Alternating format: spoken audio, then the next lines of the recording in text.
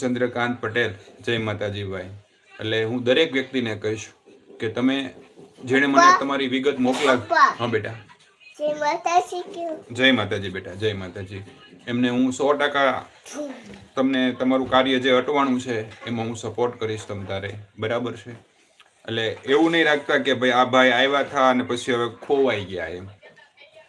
ના, મારો તો એક જ ભાવ છે કે ભગવાને મને જે આપ્યું છે, મારી પાસે જે